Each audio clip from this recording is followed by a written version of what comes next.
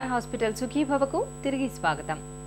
ఎండాకాలంలో వెల్లువెత్తే ఉక్కపోత, చెమట మూలంగా చర్మంపై తడి ఒక పట్టాన ఆరదు.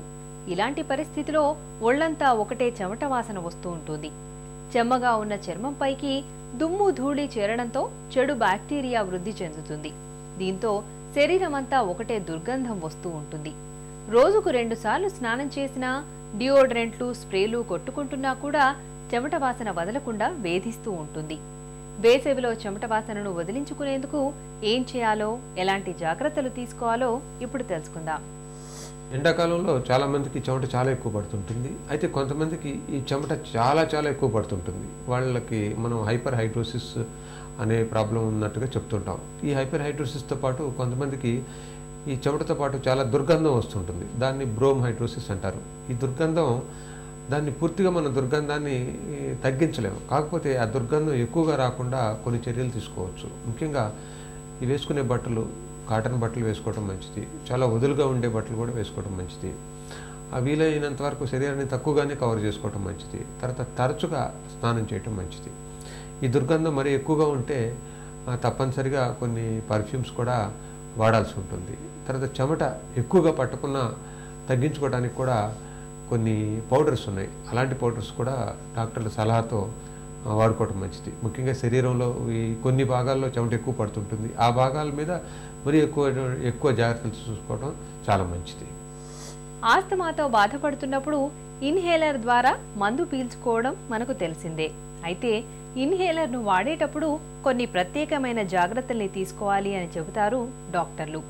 ఆస్తమా వ్యాధిని అదుపులో ఉంచుకోవడానికి ఇన్హేలర్ను వాడే విధానం కూడా ముఖ్యమే. ఇన్హేలర్ వాడకంలో ఎలాంటి జాగ్రత్తలు తీసుకోవాలో డాక్టర్ని అడిగి ఇప్పుడు తెలుసుకుందాం.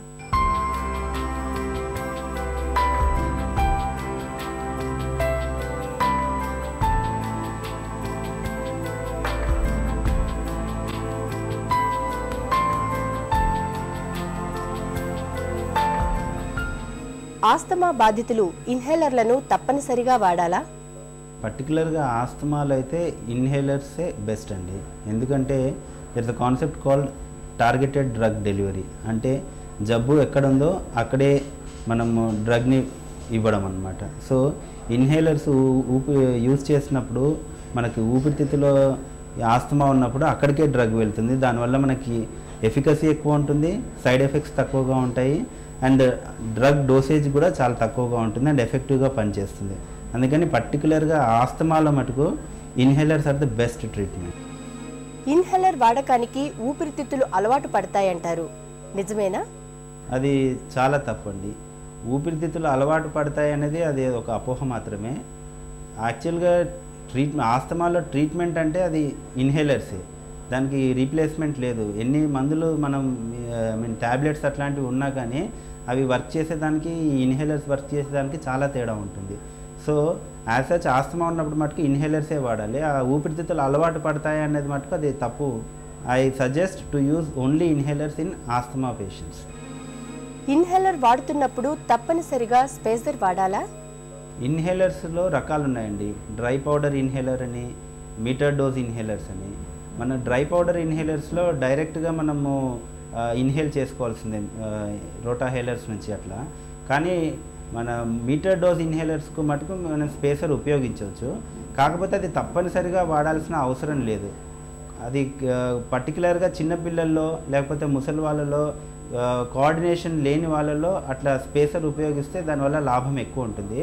బట్ యూజువల్గా ఇన్హేలర్ కరెక్ట్గా యూజ్ చేయగలిగినప్పుడు స్పేసర్ ఖచ్చితంగా యూజ్ చేయాల్సిన అవసరం అయితే ఏమీ లేదు.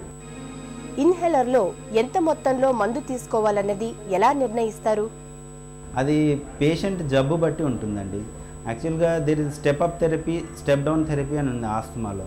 పేషెంట్కి మనం డ్రగ్ డోస్ ఇంక్రీజ్ చేయాలి అన్నప్పుడు ఇన్హలేషన్ నంబర్ ఆఫ్ పఫ్స్ కానీ లేకపోతే ఫ్రీక్వెన్సీ కానీ పెంచుతాము. అదేవిధంగా వాళ్ళకి కంట్రోల్ అయింది అన్నప్పుడు స్టెప్ డౌన్ చేస్తాం, అంటే తగ్గిస్తాము. సో అది పేషెంట్ జబ్బు బట్టి అప్పుడున్న తీవ్రత బట్టి మనం నిర్ణయిస్తాం అన్నమాట. ఇన్హేలర్ను సరైన పద్ధతిలో ఎలా ఉపయోగించాలి? 2 ఇన్హేలర్స్ ఉన్నాయండి. డ్రై పౌడర్ ఇన్హేలర్స్ అని, మీటర్ డోస్ ఇన్హేలర్స్ అని. మీటర్ డోస్ ఇన్హేలర్స్ని ఉపయోగించేటప్పుడు మనము ఆ ఇన్హేలర్ తీసుకునేసి దాన్ని బాగా షేక్ చేయాలి బిఫోర్ యూస్. దాని తర్వాత మీరు కూర్చోవాలి, నిటారుగా కూర్చోవాలి. నిటారుగా కూర్చొని ఊపిరితిత్తులో గాలి అంతా వదిలేసి ఆ ఇన్హేలర్ని నోట్లో పెట్టుకొని ఒక పఫ్ మనం యాక్టివేట్ చేయాలి. That is called activation. పఫ్ని యాక్టివేట్ చేయడం. యాక్టివేట్ చేసి మీరు నోటి ద్వారానే గాలిని పూర్తిగా ఊపిరితిత్తులోకి తీసుకొని ఆ గాలిని ఒక 10 నుంచి 15 సెకండ్ల దాకా అట్లానే హోల్డ్ చేయాలి ఆ బ్రెత్ని. తర్వాత స్లోగా ముక్కు నుంచి గాలిని ఎక్స్హేల్ చేయాలి. ఇది మీటర్ డోస్ ఇన్హేలర్ని యూజ్ చేసే పద్ధతి.